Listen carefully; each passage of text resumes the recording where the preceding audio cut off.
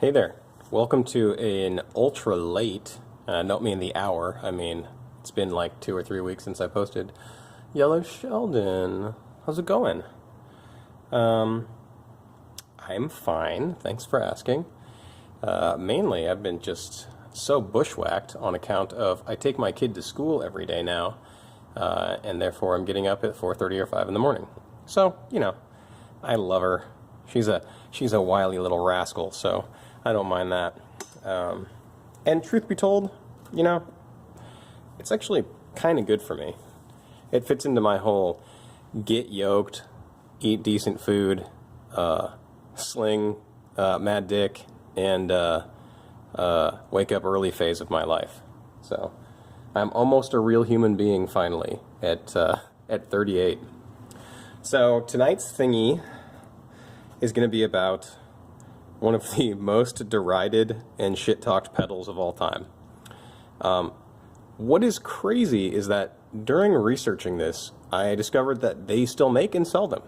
So after I've said all the things I'm going to say about these pedals, you can go to, it's like only like really highfalutin places are going to sell these. So like maybe Fairwheel Bikes in Arizona, maybe those guys, and buy yourself a new pair. So these are one of those cult items. You'll find these from time to time where almost everybody hates them, but a small subset of people love them so much that they're always on the hunt for them. I would include Shimano Rapid Rise derailleurs in that category.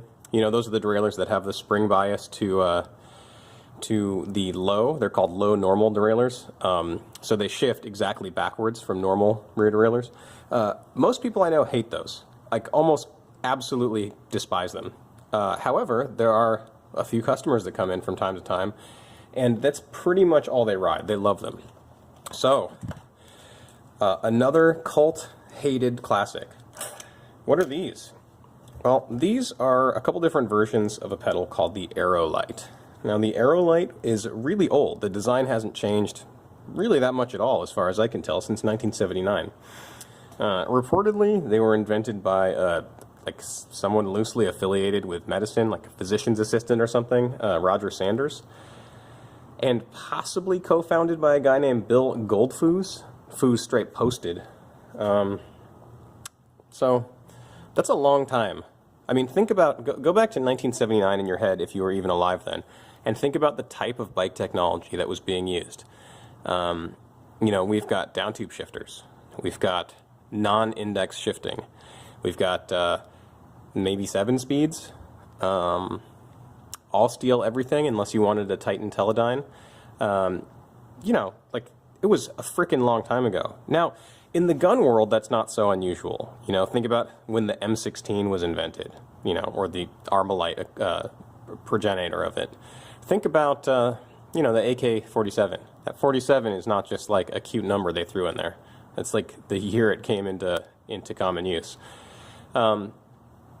But guns are really well fleshed out, and things like drill presses are really fleshed out.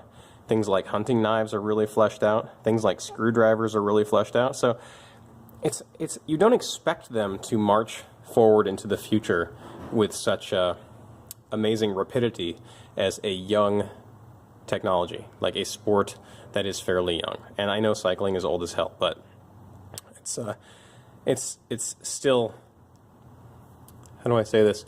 In pursuit of lightweight and aerodynamics, it is still a very technologically active thing. It's being developed constantly, much like computers. It's not like we had a computer good enough to do everything, like this. That shit there, that's a screwdriver. It more or less works the same as a screwdriver 150 years ago. Yeah, I got a plastic handle on here and it's a weird shape, but I don't have to have that. This is just as good. This works just fine. That's a stupid and insane foray to get into. The basic premise with these is, one, Roger Sanders thought that toe clips and straps were kind of dangerous. People got locked in and got injured. And two, they were looking to design a pedal that was ultimately very, very light and very, very aerodynamic. So what you basically get is the barest possible bones of what a pedal can be. I mean, to strip away any more, you would basically have to, you know those guys who pierce their Achilles heel and then like suspend themselves from it, like the tattooed freaks who do that? You would have to basically do that to your legs and then just have spindles that you jammed your ankles onto. Sounds comfortable, huh? So these are sort of the most distilled, ultimately simplest version of a pedal I've ever seen. And here's why. It's not just because they're like several tubes that nest inside of each other. No, it goes deeper than that. The OG ones don't have bearings. They're a bushing type system. So there's this really slippery plastic called tersite, right? And it basically is impregnated with its own lubrication, and it slides. You know, ultimately, like, it's a self-lubricating plastic. It's very hard, it's very strong, and so the choice for this product was a simple steel or titanium shaft, spindle, a tersite sleeve, and a nylon cleat.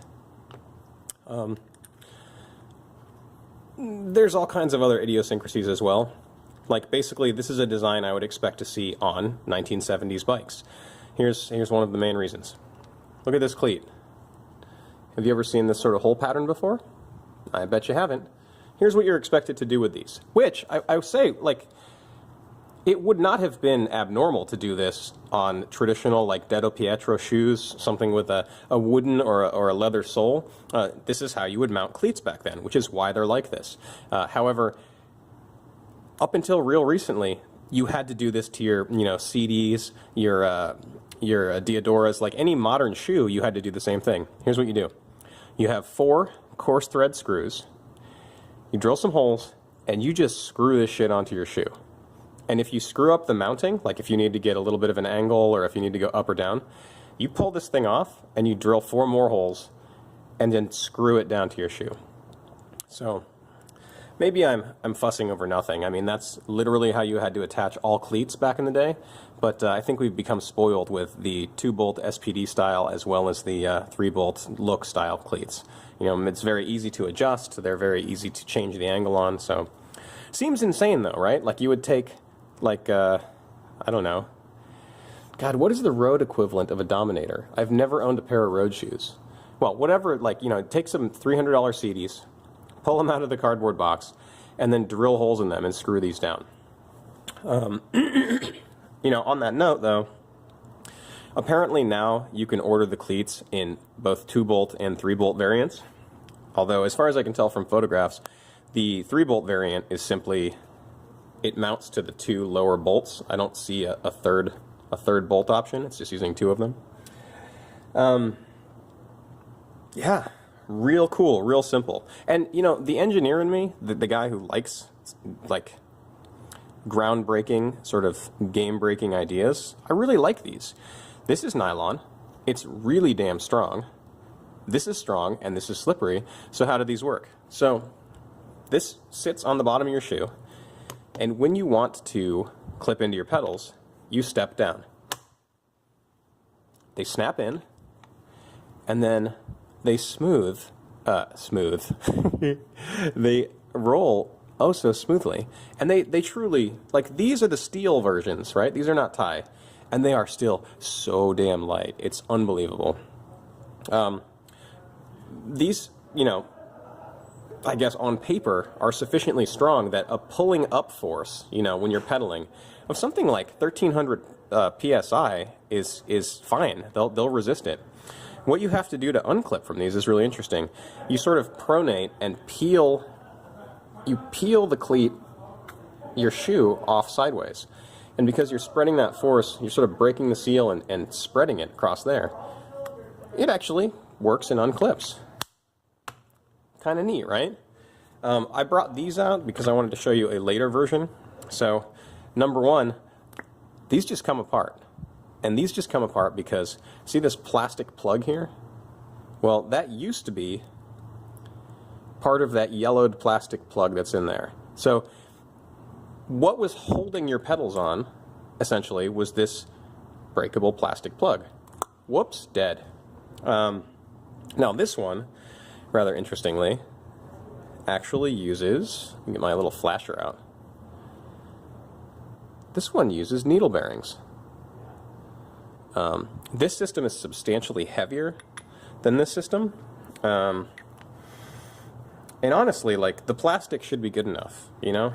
For many, many, many things in the world, I think that metal on metal components is the best bet, but for something like this, I mean, this shit is plenty strong. You know, this is sufficient. So, you know, why aren't they popular, and why are they so hated? Well, they are hated because, number one, if you walk on these nylon cleats very, very quickly, you're going to destroy this top retaining edge. So what happens when you destroy that edge just by abrading it by walking on cement? Well, all of a sudden this like 1300 psi, you know, Ultra Mega Man spider hold, it goes away. You pull up hard and crash your bike. Number two, worn cleats. So this lip here is all that is retaining you from sliding off like this. So sometimes these would wear out and you would simply pull sideways off the pedal. Reason number three, they don't have any float at all. And I mean, how would they? You know, you screw these down into a fixed position, and then this is just a shaft that goes into the little slot there. You don't really have any float. Now, I personally don't really care about float. I don't like float that much. I don't need it. But for a lot of people, that's a deal breaker. Having to screw your cleats into the bottom of your sole is another bad thing. I should also add the price of these. And yes, they're made in the United States. You know, the company's been around forever. But a new pair of these with cleats is $300. It's a $300 pair of pedals. Now that might seem like not that much, you know, if you've looked at some of Speedplay's top shelf titanium offerings, maybe it doesn't seem like that much. But I tell you one thing, when you're buying into a Speedplay system, you're buying into something that's going to last for a really long time. The mechanism is much more robust, and yes, they are heavier than these. And yes, if I was going to build a hill climb bike or some sort of weight weenie bike where the ultimate goal was simply to make the lightest bike possible, you can bet your ass that a pair of Aerolites clad in titanium and tersite only would be definitely my first choice, just because technically you can still ride the bike, technically they still work, and you're going to shave like friggin' a quarter, half a pound or something off the total weight of the bike. These pedals are so beautiful that basically I use one every single day that I'm at work. A long time ago I found a broken one, so one of these ones that had the plastic tip holding it on, and I use it for a dummy pedal. So if a bike doesn't have pedals and you still need to pedal the cranks so that you can adjust the gears or whatever, you need to have a dummy pedal. The one that Park Tool makes sucks really bad because the tip that you screw in is nylon and it wears out, you know, in average shop use, it wears out after maybe a few months, 6 months. One where you actually thread it in, yes, it's a tiny bit slower, but who cares? It works really, really well. And because there's needle bearings in here, it spins smoothly for days. I just had to sort of tap it out and jam a Campy crank bolt in there.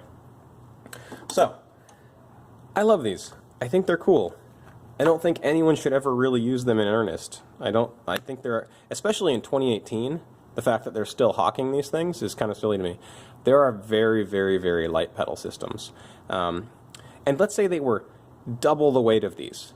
Save the weight somewhere else, especially if it's a rider. If the bike is actually going to be something you ride, save the weight somewhere else and get some pedals that have less of a propensity for pulling out, falling apart, skidding to pieces.